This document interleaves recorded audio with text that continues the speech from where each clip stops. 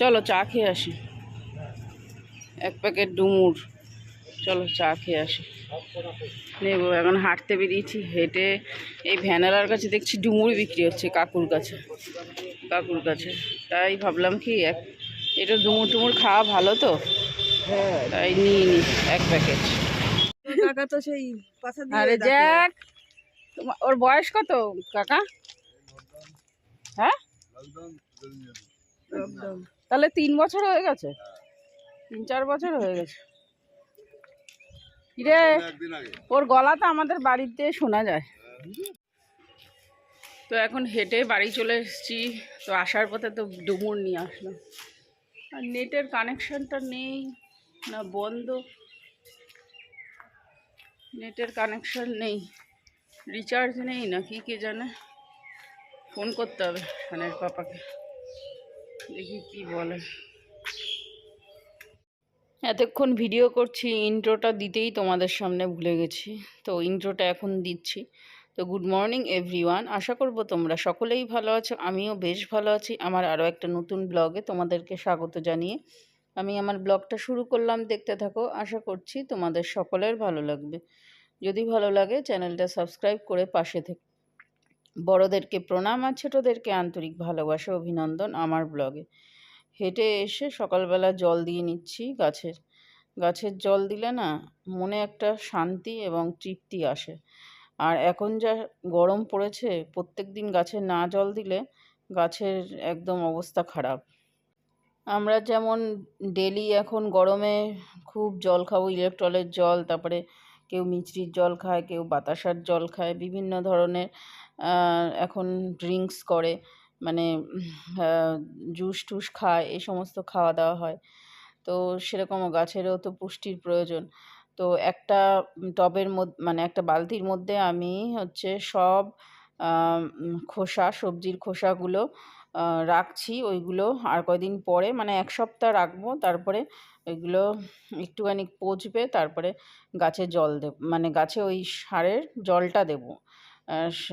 ওইগুলো দেবো না, খোসাগুলো দেবো না, শুধু জলটা দেবো। তো যাই হোক, এখন একটুখানি তোমার মুছে ফেললাম এই সেটা, টেবিলটা মুছে ফেলে তারপরে আবার ম্যাটগুলো ওখানে সেট করে দিলাম। আর সকালবেলা করবো লাউ ঘন্ট। তো লাউ ঘন্ট করার জন্য বড়িটা বেশ ভালো লাগে লাউ ঘন্টতে, তো বড়িটা দিয়ে নিলাম লাউ ঘন্ট করার জন্য। বড়িটা আগে ভেজে রাখবো, তারপরে ওর মধ্যে রাঁধুনি ফোড়ন দিয়ে আজকের লাউ ঘন্টটা রান্না করব।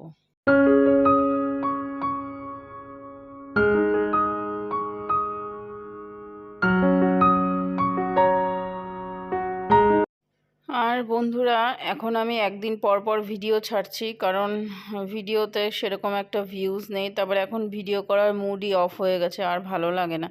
এখন মনে হচ্ছে কি ইউটিউবটা ছেড়ে দিই। তবে এত দূর আগিয়ে আর লাস্ট মুহূর্ত দেখতে চাচ্ছি যে কত দূর আমার মানে গতিটা আছে। তো ধৈর্য তো একদম হারিয়ে ফেলেছি, এখন আর ইচ্ছাই করছে না কোনো কিছুই বানাতে, ভিডিও করতেও ইচ্ছা করছে না। নতুন চ্যানেল যারা খুলছো তারা করো, কিন্তু আমার মনে হয় এখন আর ইউটিউব করে কোনো লাভ নেই। এখন বস্তা উঠছে, জিম্বা বস্তা উঠছে। তুমিও দেবা? তুমি দাও, তুমি দাও কাককে, দাও। এই যে এদিকে নিয়ে একটু ভাই দিচ্ছি, দেখো।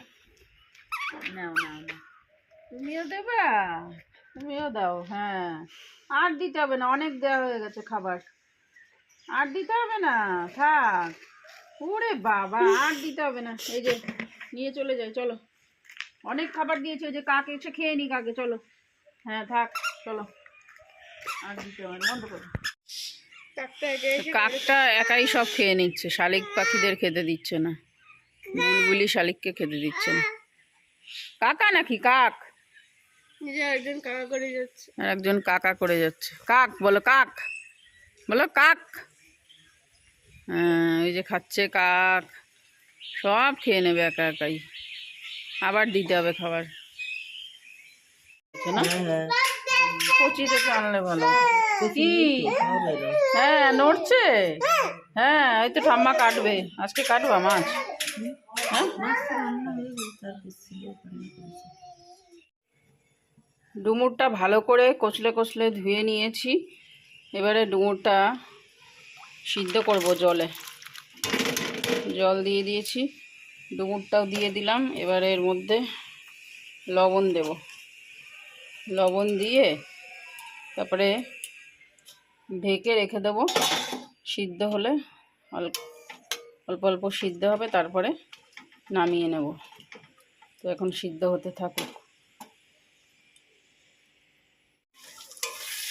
তেলের ওপরে জিরে ফোড়ন দিয়েছি আর শুকনো লঙ্কা ফোড়ন দিয়েছি, দিয়ে তারপরে পেঁয়াজটা কুচকুচ করে কেটেছি, কাটার পরে দিয়ে তেলের পরে দেওয়ার পরে রসুনটাও আস্ত রসুন মানে মশলা পেস্ট করিনি, এরকমভাবে কুচিয়ে দিয়েছি সব, পেঁয়াজ রসুন আদাটা দিইনি, লঙ্কা কুচিয়ে দিয়েছি আর টমেটো দিয়েছি। দিয়ে এবারে হলুদ লবণ দেওয়া হয়ে গেছে, এবারে হলুদ দিয়ে ভালো করে নাড়িয়ে চাড়িয়ে নেব। দিয়ে তারপরে ডুমুরটা এর মধ্যে দিয়ে দেব, ঠিক আছে?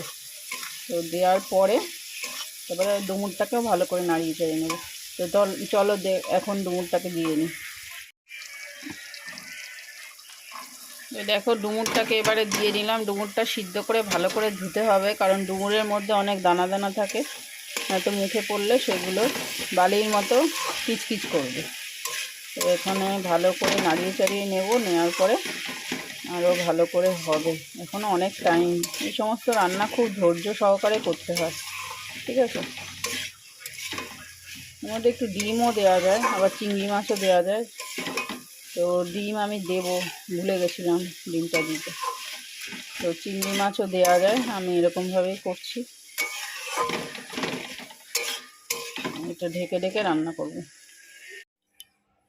তো দেখো ডুমুরটা পুরোপুরি রেডি হয়ে গেছে।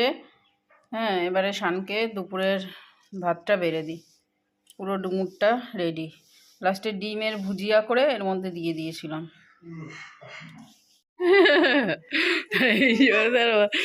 মাসি আবার ইডলি নিয়ে এসছে।